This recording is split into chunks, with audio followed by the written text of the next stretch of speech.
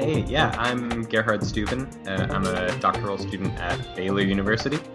I study the history of Christianity and the world Christian movement, essentially world Christianity, global Christianity, this broad sort of what used to be called missiology, the historical element of that is sort of what I look at. And specifically, I look at the development of Latin American liberation theology over time, especially the sort of intersection between the economic and broadly Marxist element of it, and how that changes over time, as well as the sort of bringing in of other issues that are raised by other sorts of contextual theology traditions, like issues of culture, gender, sexuality, natural environment, things like that, and sort of how these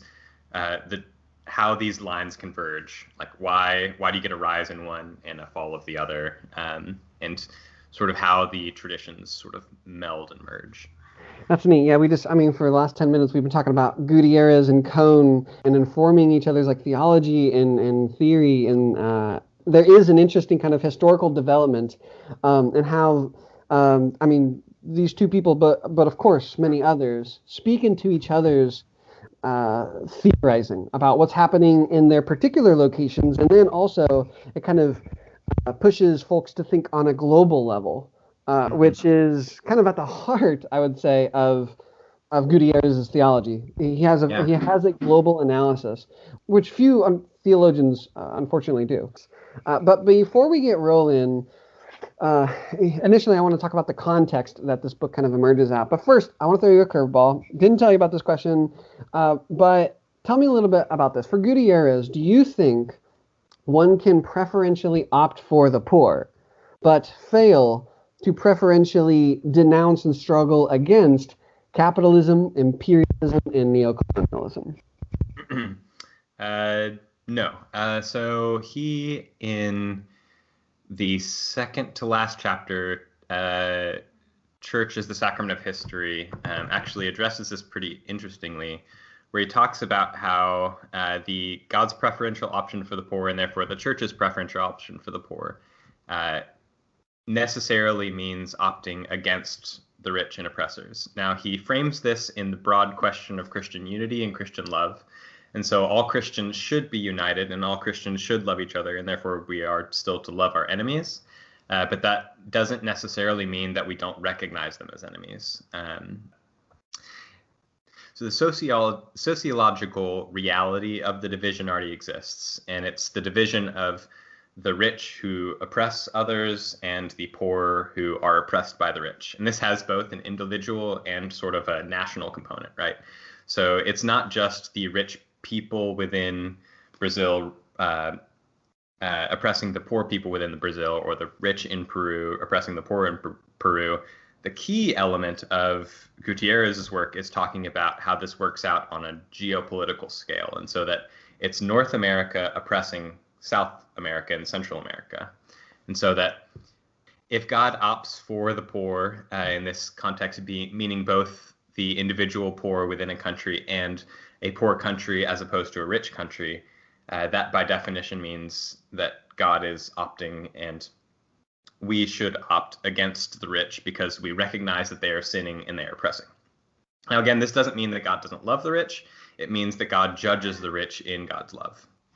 Yeah, the preferential option for the poor is kind of turned into, well, if you're just kind of not explicitly or consciously anti-poor to yourself, that is some kind of opting for the poor. But hopefully this conversation, and I really encourage all the listeners to actually pick up the book, because it really gets at the expectations and the demands, according to Gutierrez, what it actually looks like materially and historically to opt for the poor. So, yeah, could you tell us a little bit about the context from which A Theology of Liberation emerges out of? On two hands, right? On one, I want to hear about what's happening in the Roman Catholic Church in the mid-20th century, right? Both in Rome, but also in Central and South America. And then also what's happening like politically and economically in Central and South America. Yeah, so what's happening in the Catholic Church at this time is a really groundbreaking council, the Second Vatican Council, and this was an attempt to not just modernize the church, but to deal with some of the latent issues in worldwide Catholicism that had been sort of brushed under the rug. So like if you think of classical like Counter-Reformation Catholicism, it's very defensive, it's very entrenched, it's very dogmatic. And this element of Catholicism continues for a long time, and you have a number of sort of rightward or dogmatic sort of moments within Catholicism. So you have the 19th century like statement on papal infallibility, and like it's sort of doubling down on the theological Catholic distinctives and trying to rein in some of the diversity. Now, what you have in the 20th century is not quite a complete reversal in direction, but it's an opening of the Catholic Church to the global expressions of Catholicism. And so, on the one hand, the Second Vatican Council tried to open Catholicism to be reformulated in its various ways according to local cultural needs. And so you have a lot of dealing with indigenous religions that you didn't have before, indigenous cultures that you didn't have before, sort of the tensions that come with sort of a global Christian movement on the one hand. So there's this cultural element of it. And on the other hand, Vatican II did a bit of an about face in the way the Catholic Church dealt with the social sciences and with modernity. And this is what the liberation theologians, especially Gutiérrez, picks up on. They think of sort of Marxism primarily as a social scientific analytic tool to understand the difference and the reasons for wealth and poverty in societies. And so when people like Gutiérrez hear Vatican II saying it's okay for the church to deal with the sciences, the social sciences, the physical sciences now, they take this as, okay, now we have the opportunity to sort of publicly and officially engage the sociological problems that we have from a social scientific standpoint. And so they're able to look at social problems not just as theological problems, look at poverty not just as a problem of individual charity or the church's work, but actually look at sort of the structures of society. Yeah, so that's what the social sciences allow the early liberation theologians to do, and what Marxism allows the early liberation theologians to do is to live Christianly in light of the just crushing problems that Latin America faces because of the sort of structural inequalities between North and South America. Yeah. And so it's being Christian in the world means looking at poverty from a serious, what would they would consider a scientific perspective. Absolutely. Okay, so we have the Second Vatican, and then over in Central and South America, we have the Medellin Conference, which is kind of like a debriefing or a response to, but we also have some Christian-based communities. So tell us a little bit about what's happening in the Roman Catholic Church in Central and South America, and also what's economically and politically happening in this part of the region of the world. Yeah, it's a time of sort of great momentous sort of social changes around Latin America in both a right and a leftward direction. So there's socialist revolutions happening, most famously in Cuba, and there's sort of fascist dictators being installed, famously Pinochet in Chile in 1973, I think, so 2 years after Liberation is published. But this is sort of CIA-backed Pinochet. Yeah, like that's what. So on the political element, you have the U.S. sort of enacting their manifest destiny through like creating state puppet governments and things along that line. And if anyone is interested in sort of this moment of history and the sort of the sociological reality of it, there's an amazing book called The Open Veins of Latin America by Eduardo Galeano. It's like a classic book. It's not like a modern scholarly book, but it's extremely dense and extremely informative. It's definitely worth anyone's time. And it sort of outlines like the ways, like the sort of complex and occluded ways that North America has exercised control and sort of extract money from Latin America and like extract resources from Latin America without doing the traditional annexation, right? It's not colonialism anymore, it's neo-colonialism. It's using local powers in order to extract the same wealth and resources that you would typically do with like just installing a British person over a colony. But it's using sort of local forces and for various reasons.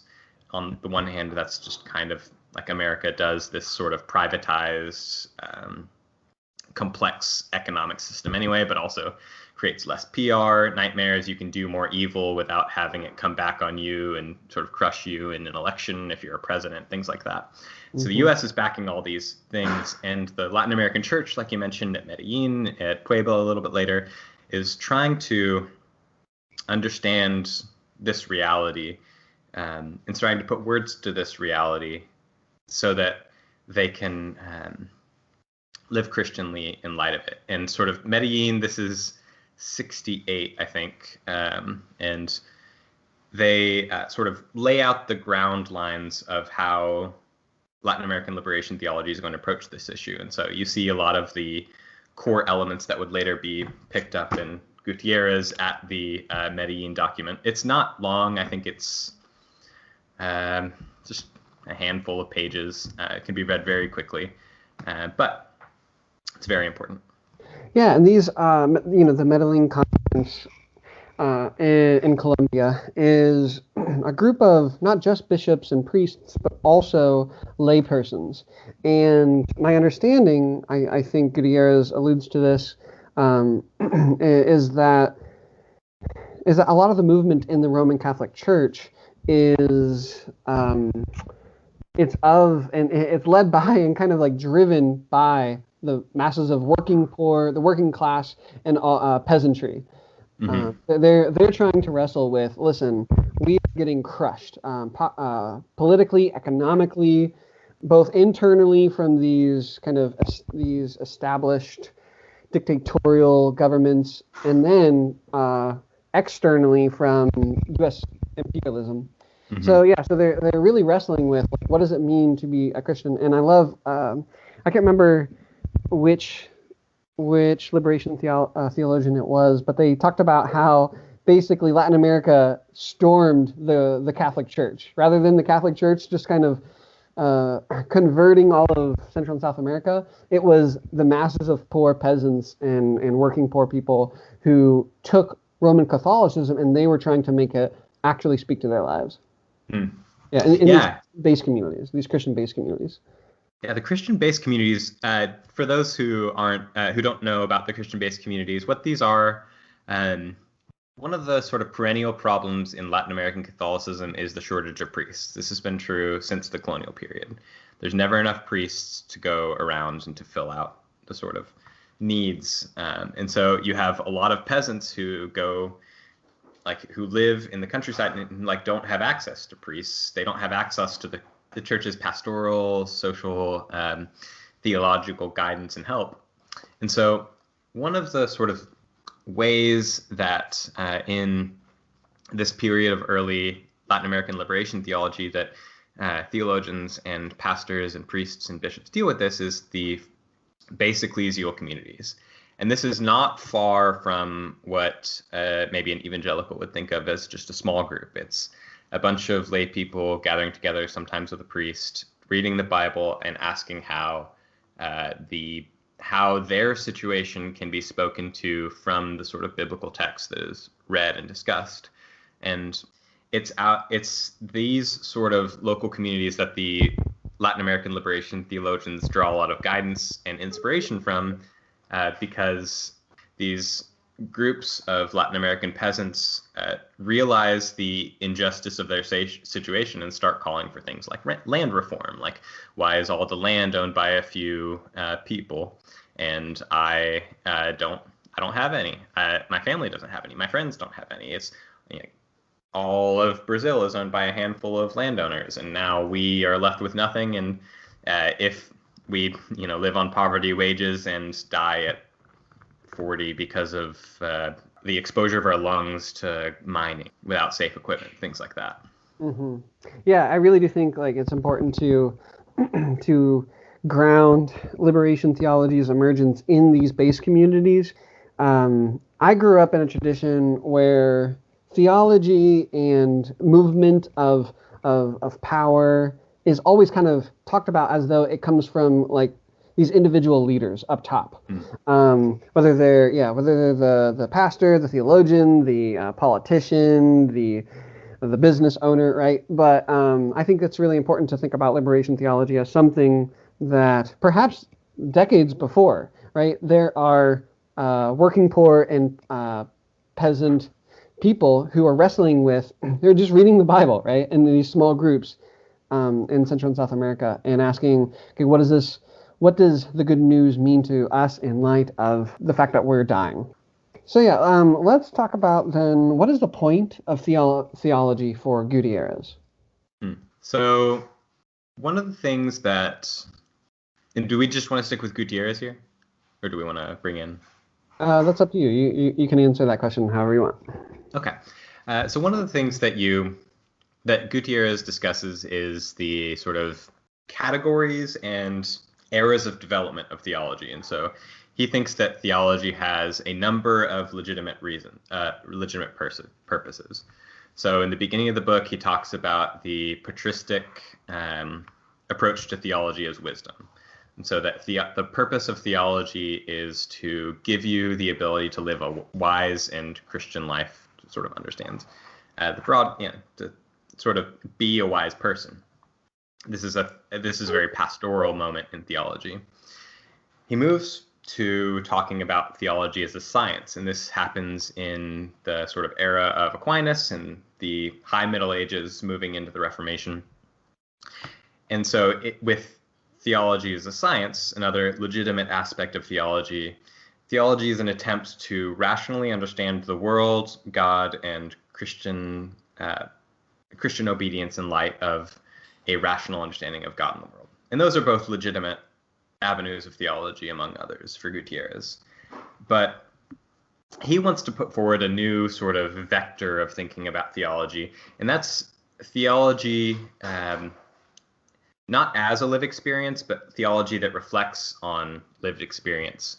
And not in the sort of lived experience in sort of an emotional existential sense, but lived experience in a practical, primarily economic sense. And so that for Gutierrez and for the liberation approach to theology, which coexists with other sort of legitimate purposes of theology, is that theology critiques the unjust suffering of the world. Theology has an ethical component to it, and it allows people to see what the world ought to be and how their own experience of the world falls short of that design. It shows us what it is like for God's kingdom to come on earth, and also how the world is still ruled by the ruler of the kingdom of the air, right? And so theology has a social critical component to it for Gutierrez. And that's what he focuses on, and the liberation theologians are going to focus on, is theology's role as judging the kingdoms of the world and highlighting a way forward for an end of suffering. Yeah, in A Theology of Liberation, he talked a lot about critical reflection on historical praxis. So I'll just quote him real quick. He says, quote, "This is a theology which does not stop with reflecting on the world, but rather tries to be part of the process through which the world is transformed," end quote. And actually that reminded me a lot about what Marx says about philosophy, the point of philosophy, right? Thus far, this is a paraphrase, philosophers have merely interpreted the world. The point is to transform it, right? Yeah, that's one of the elements that I think is most interesting in Gutierrez's relationship with Marx. So he's very, very influenced by Marx, and not in sort of a negative way that people say. I mean, I would never use that in a negative way, but that's sort of the smear of him by people who don't understand the issues. That's, I think, one of the elements that he picks up from Marx is that last thesis on Feuerbach. And he sees that the importance of that for his own theology, because people are dying and people are suffering immensely. I mean, like, these sort of economic issues have really important cultural and health consequences, and that's what Gutierrez wants to deal with. He he wants to change the world because the suffering is so abysmal. And I think in a text called Dialogos, I think he wrote it in the 70s, Gutierrez makes it really clear for us. And he says, quote, "The problem facing theology is not to determine whether or not social classes are in opposition. The question that theology must answer is this: if there is a struggle, as one but not the only form of historical conflict, how are we to respond to it as Christians? How are Christians to live their faith, their hope, and their love amid a conflict that takes the form of class struggle?" End quote. So yeah, I think that's a great example of where he's saying, listen, and the point of theology is to figure out, okay, what does it mean to be a Christian in light of the world currently the way it's organized. Yeah, for people who maybe want to pursue this further, Gutierrez does a really good job of laying this out, but I've not read a liberation theologian who lays it out more clearly, not in the word, like the writing he uses, but in the sort of ideas he presents, than Clodovis Boff's, I think it's his doctoral dissertation. He definitely wrote it for a degree. I'm 99% sure it's his dissertation. It's called Theology and Praxis, and he attempts to delineate as precisely and as clearly as he can the way in which liberation theology and the liberation theological perspective can be understood as a theology in the strictest, most rigorous sense. That's cool. Yeah, I definitely want to check that out. This is an interesting idea, though, right? That theology is supposed to transform the world. And for me, it's interesting right now because I've been thinking about historically how religion and whatever the dominant system in that context or in that place and time is, religion, but perhaps more so like the dominant religions of the time, they usually serve to actually reproduce those current orders rather than fundamentally disrupt. So it's actually an interesting thing that I think folks like you and I, and any listener who's interested in, say, theology imploring transformation of our world, I think we have to consider how religion has historically functioned, right, to reproduce dominant economic and political and social systems rather than fundamentally upend and revolutionize them. Yeah, one of the problems, the worst problem with Marx's sort of analysis of the history of Christianity and the history of religion is that he's right. Like, he's essentially right that Christianity has tended to reproduce power structures, justify power structures from the divine right of kings to the present. Like, that's just how it kind of works 99% of the time. Yeah. And even the sort of in church history, like the what you would want to call sort of a dissenting voice is usually just dealing within existing political, economic, and social structures in order to ameliorate the worst problems of the social structures, right? Like, so it's not changing the relation of people to property or the relation of subservient to dominating people. It's curbing the worst excesses of those societies. And so it's giving to the poor. It's not ending poverty. It's giving existential meaning to peasants. It's not changing the peasant-lord relationship. Yeah, I think it's something that we as religious radicals or just people who are actually committed to transforming the world, not just kind of passively accepting it and tolerating it, it's something that we have to wrestle with. Yeah. We'll leave that there, but I want to go ahead and keep us moving. So what would you say is the primary material reality that drives Gutierrez's faith in theology? I don't know that it's necessarily a material reality that drives his faith. I think it's his like deep pious Christianity and Catholicism. So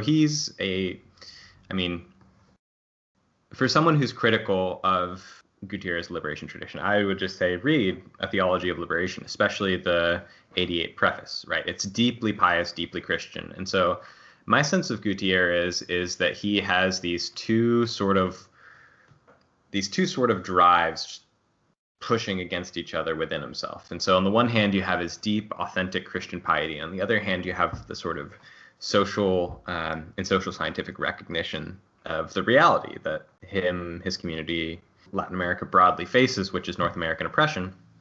And so his work is to sort of try to understand the relationship between these two things. And so because Jesus did die and rise again, and because God does love the poor, he has to fight for, and he has to argue for the sort of right Christian approach to things, even if it doesn't work out. Like, so one of the things he talks about around 2000 is this the Jubilee Project. And this is a very, very widely picked up among Catholic theologians, liberation theologians. I think the Pope even signs on to it at the time.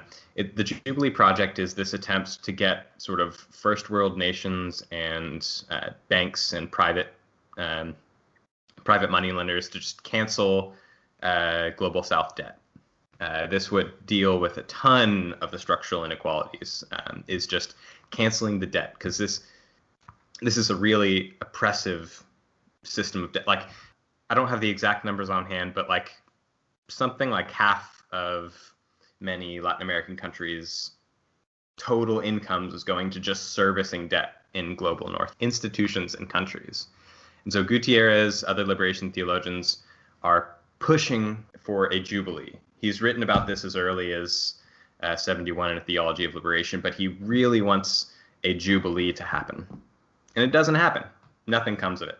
I don't think that I don't necessarily think that he would call that a failure. And it may have failed to have a practical effect, but as a Christian, you fight for the right thing, and then it's in God's hands. That's my sense of Gutierrez. I don't have a specific quote about how he feels about the reaction, but. No, yeah, and actually, and I want to hear your thoughts on this. I guess in my mind, like when I read this book, I thought the poverty that he's surrounded by, the poverty of Central and South America, that is perhaps the primary, I would call it like a material, but it's more than just a material reality that guides his whole kind of theological journey. Yeah, as early as the original publication and moving forward, he expands this over time, but I think it's present in the early work. He's already talking about women as Latin American women as doubly oppressed, because they're oppressed as Latin Americans by North Americans, but also as women by men. Like, he's already talking about the sort of oppression of indigenous peoples by the dominant groups within Latin American countries. So he has these sort of other sort of vectors of oppression in mind. My sort of interpretation of Gutierrez, like a good socialist, is that the material reality is the sort of organizing core and the driver of the other sort of injustices. And so that we need to deal with the economic core as well as all of its offshoots, right? And so that's not to sort of argue about which type of oppression is worse than others, but sort of from his Christian Marxist perspective, that's what he's going to focus on. That's my sense, at least. So what does Gutierrez mean by liberation, and how does liberation relate to salvation? Well, for Gutierrez, salvation is a holistic movement of people and societies towards the kingdom of God. Now, he doesn't deny personal salvation. He doesn't deny, as far as I know, like personal, individual salvation, damnation, things like that. But he's going to try to expand the definition of salvation to include material, social, cultural, but especially material well-being. And so that a person is saved when they are not just brought to faith in Christ and becoming a member of the church, but they're saved by God when they are no longer going to die from malnutrition or treatable diseases or drug addictions or things like that. And so that salvation has a strict meaning, it has an individual meaning, but it also has this broader sort of cultural meaning. And so that for Gutierrez, the coming of the kingdom of God is a whole turning of the world towards not just individual piety towards God, but also sort of just fraternal relations with other people caused by that sort of respect, obedience towards God. And so that liberation is going to be his catchword for the non-religious element of salvation. Yeah, and I think you're right to emphasize the holistic and integral nature. He uses those words, that it's not just a socio-political economic thing. There's also a deeply personal part of it, but the lack of engagement of the socio-political and economic element leaves him wanting to talk about salvation and liberation as a historical process that leads to humans being able to determine the world as equals. He talks about like a kind of communion of humanity with God and among human beings. Yeah, and I think another part of this, because he spends so much time focusing particularly on a global class struggle, that liberation and salvation for him, right? It's not just kind of like this abstract thing that we can talk about outside of what's happening materially and historically, but liberation seeks to build a just society that's without exploitation and alienation in particular.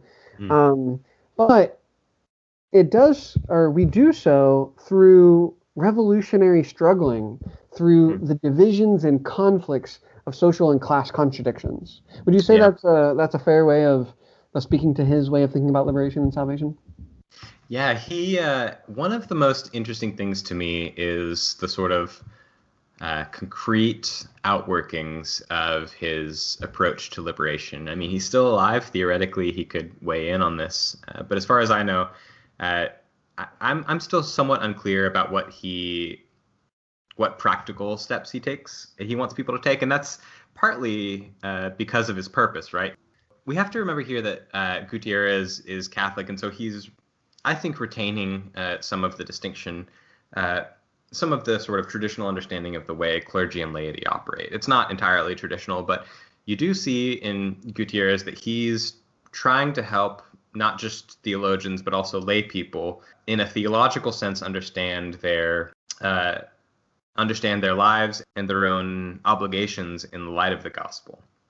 So we don't have, as far as I know, Gutierrez writing an article in which he talks about sort of the destabilization of some sort of fascist regime and the need for at least 400 people to rise up violently and overthrow the society and install this practical. Like, he doesn't deal with that level of practicality in sort of my sense of reading him. Yeah. But he does sort of make hints, right? So he's not going to detail how land reform should be done, but he's going to say land reform should be done. He's not going to detail how we should necessarily get to a socialist society, but he is going to say in A Theology of Liberation that we need a pan-Latin American socialist society.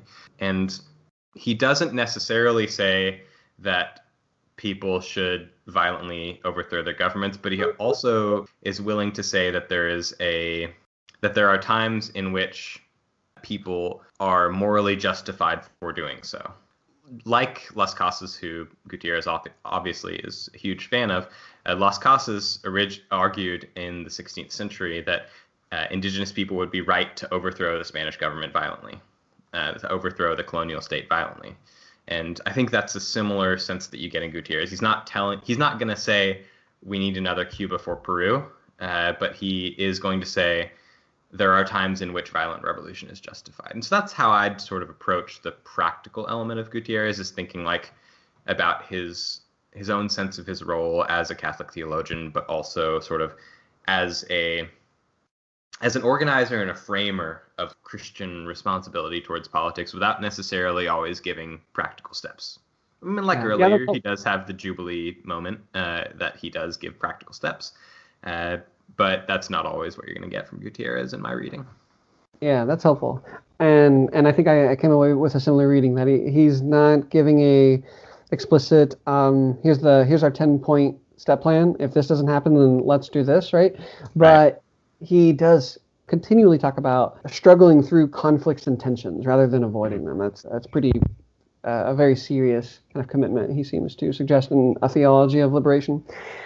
So one of the questions that you and I had been talking about in another conversation before was that for Gutierrez, he doesn't use the language, say, of white theology or black theology.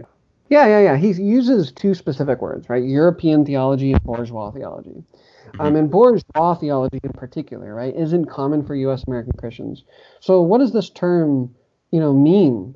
And then why do you think he chooses to use that? So one of the things that Gutierrez does well and that he does incisively is talk about the sort of social location of all theology. This is sort of cliche now, but it's cliche because of these classical writers who gave us, like T.S. Eliot said, we see farther than the giants. If we see farther than the giants, it's because we stand on their shoulders, right? So he's going to talk about bourgeois theology he's going to frame it as theological reflection that comes from a high social and economic place without recognizing its place. It's attempting to be universalizing, but it fails to be universal because of its social location, right? So we might have a Lutheran theologian talking about justification by faith and these broad universal concepts. And in those contexts, if the theologian doesn't sort of recognize the fact that they're a university professor or a pastor at a large church or something like that, they'll not recognize the fact that their concerns are not the concerns of all people. It's the concerns of a specific type of person. In those examples, it would be the concerns of an intellectual, which are not necessarily the concerns of a worker, right? Does a worker at an auto factory particularly care about the difference between justification by faith, justification by works, he doesn't necessarily care about the difference between the conception of Mary and the sort of Protestant approach to Mary. He might, but he might not. What she's mostly going to be concerned about is, am I going to be fired? Are my kids going to be safe? Am I going to be impoverished if I have like a major health crisis? And so that dealing with just the sort of intellectual and theological issues that Christians have typically dealt with is done in a place of high economic status. I don't always use the word privilege because of the sort of murky and broad definitions that it has today, but in a just dictionary definition sense, theology as a privileged act, as a group produced by and for privileged people who don't smoke a pack of Newports a day because they work 12 hours every day. I think that's great. In whose interests does this theology play, right? In the U.S., talk a lot about like white theology, black theology, and Gutierrez is coming at it from, there's bourgeois theology, right? Theology that serves to reproduce the capitalist, imperialist, just destruction of the masses of working and peasant peoples across Central and South America. And then there is a theology that preferentially opts for the poor. Let's go ahead and tell us a little bit about Gutierrez names this global class struggle going on. Mm-hmm. And can you tell us a little bit about the developmentalism and the structural dependence, right? That these Christian-based communities and Gutierrez and the Medellin and Pueblo conferences say, first, has to be destroyed, and then second, has to be replaced, right? They want to build. It's not just a negative and that we want to destroy something, right? There's a positive side there. They want to build a more just and democratic kind of way of being in relation politically and economically. Yeah, so the normal way of discussing these issues that Gutierrez raises is through the lens of developmentalism. And my sense is that this is still the main way people talk about poverty around the world today, right? A country might be an underdeveloped country. It might not have sufficient development. It might not have capital investment, things like that. So what the idea there is that historically, societies develop in a broadly linear line, so that you have at one end underdevelopment and at the other end development.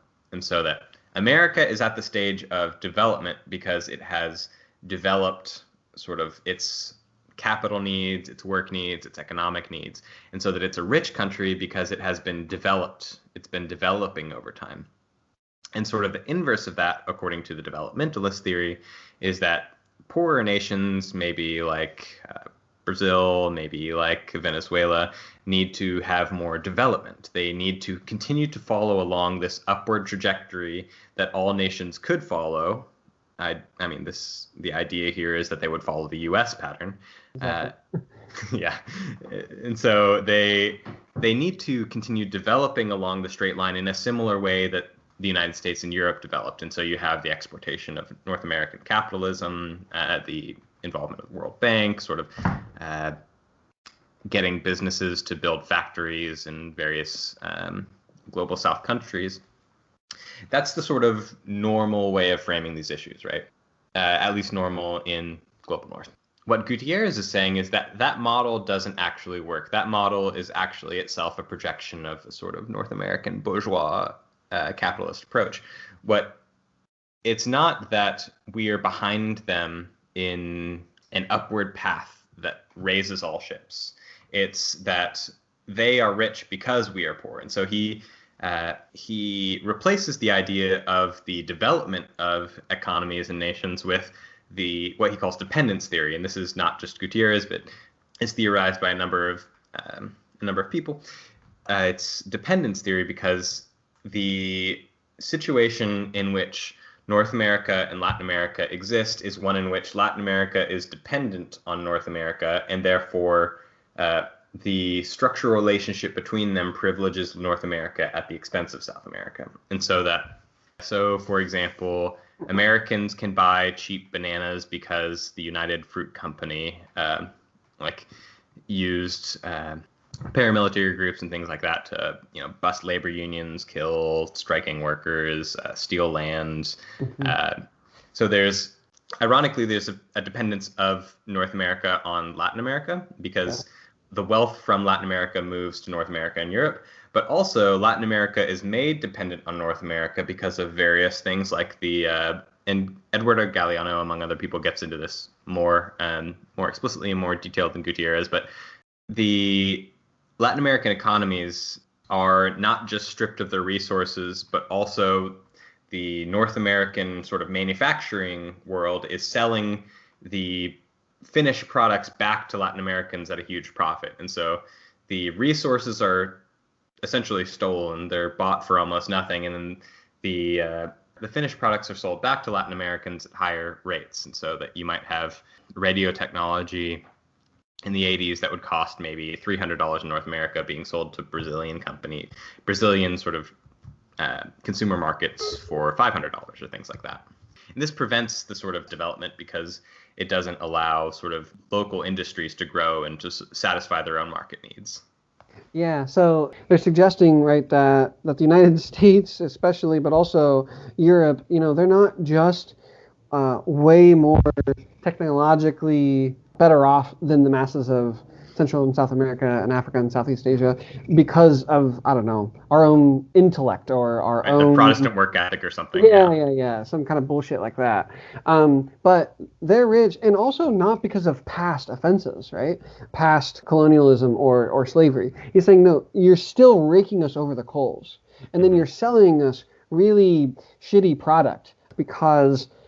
we've been removed from our lands, and now we're dependent on buying food from somewhere because we can no longer grow for ourselves. Yeah, absolutely. Yeah. And using like a Coke plant coming in, destroying all the water, and then selling. Yeah, exactly. So treating them as a resource and a commodity, and a market. It's just this highly integrated market that we're talking about. Absolutely. And I also want to say one of his major kind of condemnations of capitalism, which Cohn later accepts for himself and suggests, is that capitalism serves to destroy, right, these regions of the world. It's not just what happens at our particular workplace. It's not just what a particular nation has or doesn't have. It is a global economic system, and it disproportionately exploits and destroys the lives of entire regions of the world. And in this book, he is not at all shy of saying U.S. imperialism is destroying our people here. So let's go ahead. One of the questions I want to ask you on that point, actually, could I throw something in there just for people who might listen and want to go further? There's a really good recent book by Ellen Meiksins Wood, published by Verso Press, called The Origin of Capitalism, A Longer View. And it does a really, really good job of sort of trying to understand the ways in which capitalism took over the world and the ways in which capitalism originally developed in the British mainland and then was exported to the British colonies and then sort of found its way out of the colonies themselves and sort of imposed itself on the general economic systems of the world. Up over a few examples, of course. But Absolutely. I would just highly recommend that book to anyone who's interested in sort of the history of capitalism and the way this inequality developed. Yeah, and Roxanne Dunbar Ortiz in Indigenous Peoples' History of the United States does something very similar as well. I haven't read that. I'll have to check it out. Oh, it's excellent. It's really, it was really impactful and kind of transformative for me. But she doesn't engage it in kind of a more liberal, kind of non-class. Apparently, there's no economic system working here, right? She engages it from a materialist perspective, and it really kind of broadened what my understanding of what capitalism was doing in relation to other systems as well. But something very similar, I think, to what Mike Wood's project did. Excellent. One of the, I think, really important and unfortunately unique dynamics of Gutierrez's theology is this massive emphasis on the role of the oppressed, the role of the poor. His next book, right? He wrote a book called The Power of the Poor in History. And rather than saying that, say, theologians or bishops, priests, pastors, even people kind of at the top of unjust power structures, that they are the primary people who can move the world, who can transform the world, he wants us to think about a preferential option for the poor that says the poor are the people who must transform a world of poverty. So yeah, could you help us think about how Gutierrez discusses kind of like the role of the oppressed in the process of liberation and salvation? Yeah, well, Gutierrez is practical, concrete, down to earth enough to know that if someone is materially benefiting from oppression, they're probably not going to stop the oppression, right? Nor if like moral sort of persuasion of the International Monetary Fund and the World Bank is not going to work. If the suffering, the oppressed, the exploited are ever gonna not be in a situation of suffering, exploitation, and oppression, it's going to be because they ended it themselves. And this, to bring back the example of the Jubilee Project, is something that the effects of that shows, right? Even though there was this massive sort of moral pressure, not just by Catholics, but among various Christians, but even the Pope gets in on this. There's this massive moral pressure and very little happens because they were appealing to the wealthy, the rich, and the powerful to say, please stop doing what benefits you and hurts me. And that usually doesn't work. It doesn't work personally. It definitely doesn't work in sort of large social and economic structures. And this is probably especially the case in the sort of modern economic system that we have, because it's so detached from sort of personalities, right? These systems work on their own. That's one of the things that Marx is trying to do, is discover the internal moving principles of capitalism and how it functions on its own as a system, irrespective of any sort of individual capitalist, right? There's class interests, there's class motivations that push people and that push events. And so that Gutierrez recognizes this. He sees that someone who is like the CEO of Coca-Cola is not going to care that his new factory is poisoning these villages in India. The CEO of Nike is not going to care that children are dying in the sweatshop. The CEO of maybe Gap is not going to care that this factory in Bangladesh collapsed, killing 30, 40 people.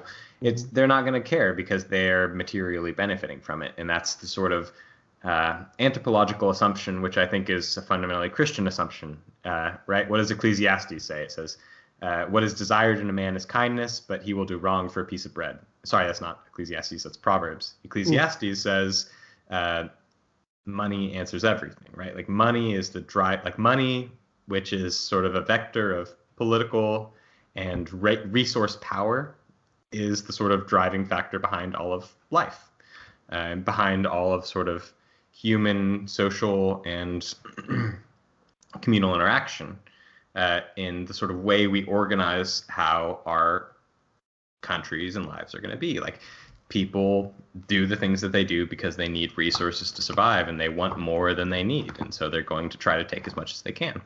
I think that's why Gutierrez says that if the poor and the oppressed are going to be liberated, they're going to have to do it themselves, because if the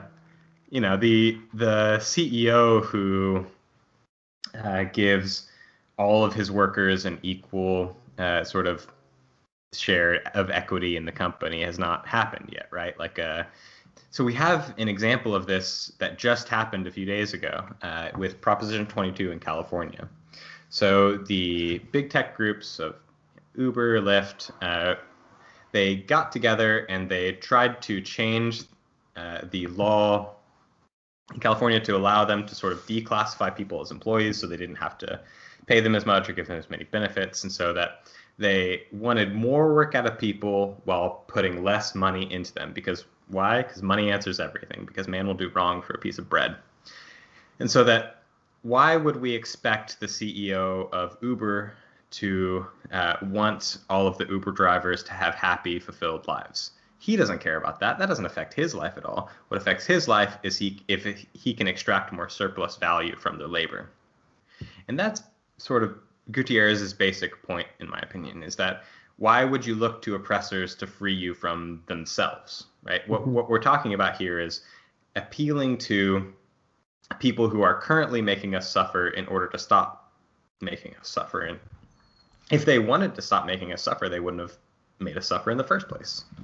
Yeah, I think there's a lot of interesting dynamics of this and implications, right? So theology and Christianity for him is something to be lived out and made and realized historically. It's something that people are supposed to kind of participate in the process of liberation and salvation. He writes in one part, quote, "It is the poor who must be the protagonists of their own liberation," end quote. And I've been thinking a lot about the differences between organizing and mobilizing activist work. And I think it's just the clearest example for me. Mobilizing and activist work ends up doing things for other people. You don't have to believe that whoever you're trying to mobilize or to show up for an event that you are putting on for other people, as just and as kind of like well-intentioned as it might be, you don't need their consent. You don't really need too much of their participation. You just need them to do maybe a few things. But organizing fundamentally comes at it from a different standpoint. And it says that the people themselves, and in this case, we'll talk about the poor or the oppressed or the exploited. It could be a workplace. It could be a group of tenants. But they themselves must, come to the conclusion that their living conditions are not tolerable. And they collectively and democratically, through political education, of course, they must decide what to do and how to do it. It is a participatory approach rather than a mobilizing, we will tell you what to do, basically. And I think, especially for Christians who think of themselves, kind of pick themselves out as white, who think of themselves as middle class, whether they're making $20,000 a year or $300,000 a year. Those kinds of identities lead a lot of people to believe that they should do things for other people, whether it's the non-white person or the person who makes less than them, right? The poor person. And I do think the language of preferential option for the poor is actually kind of tricky. But I think the poor must preferentially, or the exploited or the oppressed must preferentially opt for themselves, for their own liberation. It's not hey, how should people who think of themselves as middle class or white think about people who are materially, legitimately worse off than them, right? There is liberation and salvation comes from the bottom up. That's an interesting thing in Gutierrez, because on the one hand, he says, if there's going to be liberation for the poor are going to have to liberate themselves. That's a key sort of argument in Gutierrez. Another element, though, is that Gutierrez is a European-trained academic theologian who, has a post at Notre Dame. Like, he's not, at least anymore, the poor, but he's theorizing how poor Christian people can relate to their situation. And so he doesn't necessarily always have the same economic problems that the people he's trying to help has, but he's respecting their sort of intelligence. He's respecting their sort of ability to understand their own situations, and at least with sort of some intellectual help and sort of theoretical help, propose solutions to their problems, right? If he thought that there wasn't a role for intellectuals to play in helping the poor to realize and overthrow their situation, he wouldn't have written that book or any of his other books. He definitely recognizes that there is sort of social and broadly community differentiation of roles, right? He's a priest, he's intellectual, he's a theologian, and he helps people to think.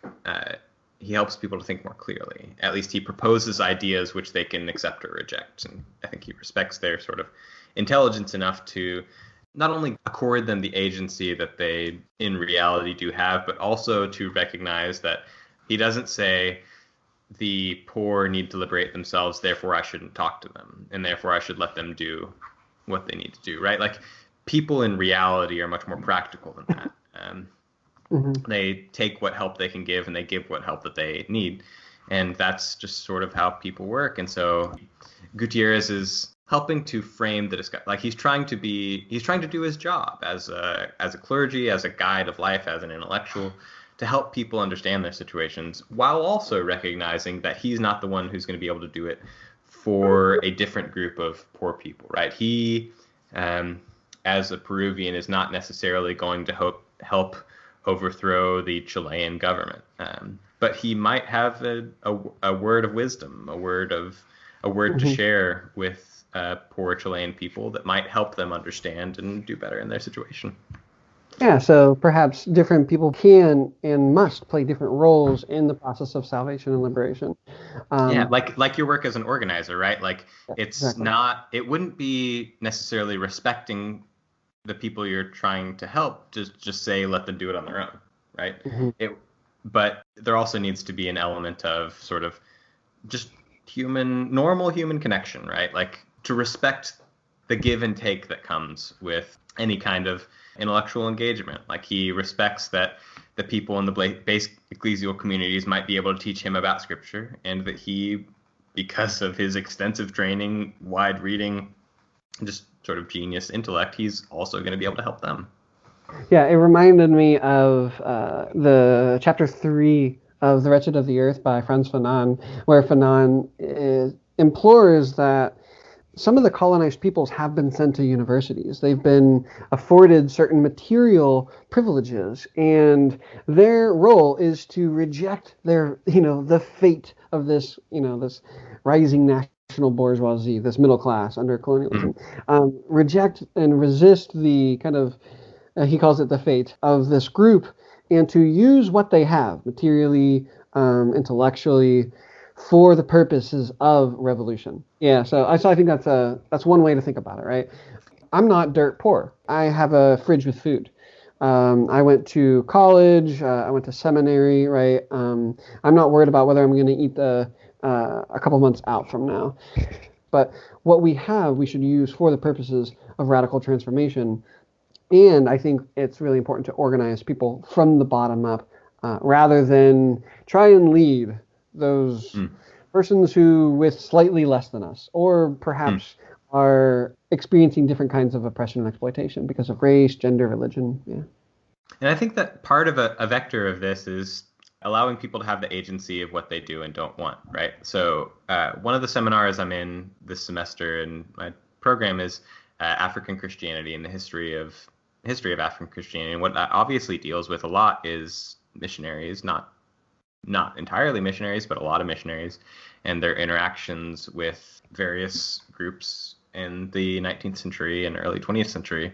And what you have there is not a complete rejection. Like, there is obviously a rejection of colonialism and the exploitation that comes with that. But there is also, among many sort of groups within Africa at this time, a sense that, well, we do want the education that these missionaries might be offering, or we do want the medicine that these missionaries might be offering. We don't want to be exploited. We don't want to have our resources stolen. We don't want be forced to work on sugar plantations in these missionary colonies. But, the education is nice, the medicine is nice. And so that it's not, I do fear sometimes that we get a bit gun shy thinking about how we should obviously not impose ourselves or our ideas on anyone, but we should also sort of respect other people's agency when they do find that the ideas or the material things that we can give them would help them, and sort of it's respecting their agency to help when they ask for help.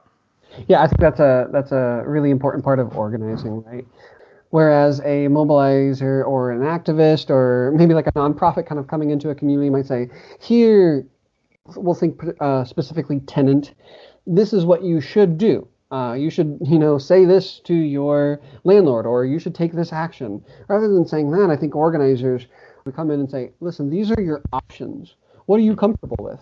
And we're going to stand by you in whatever process you choose. Maybe it's you want to sign a letter, and or maybe get your neighbors to sign a letter listing these demands. Or maybe you are not ready to do anything, and you're like, you know what?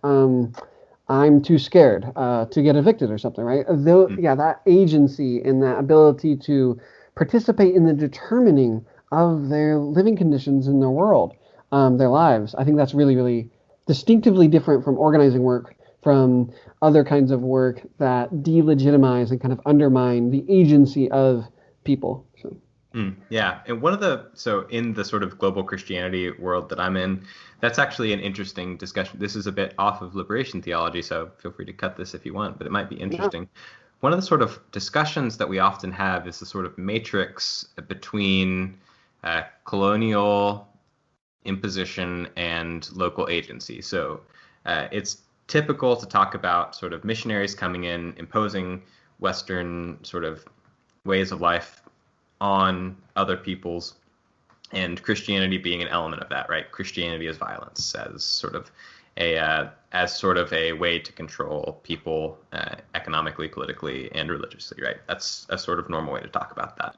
But what we have in a lot of recent discussion on this is the sort of respecting the agency of people to make their own decisions, even if that means converting to Christianity, right? Like, so one article I read 2 years ago was talking about the sort of tensions between the CMS's activity. This is the Church Missionary Society, the Anglican Mission Society in Iran, and sort of the colonial matrices that came with that, the sort of Western imposition that came with that, the sort of disrespecting local cultures and Islam that came with that. But also, we have to recognize that Iranians, not all of them, but some of them did convert. They did see in Christianity something that attracted them. And so they made the decision on their own, not just as objects, not just as people imposed on by Westerners, but within themselves saw a reason to convert to Christianity. And so it actually demeans someone's agency to say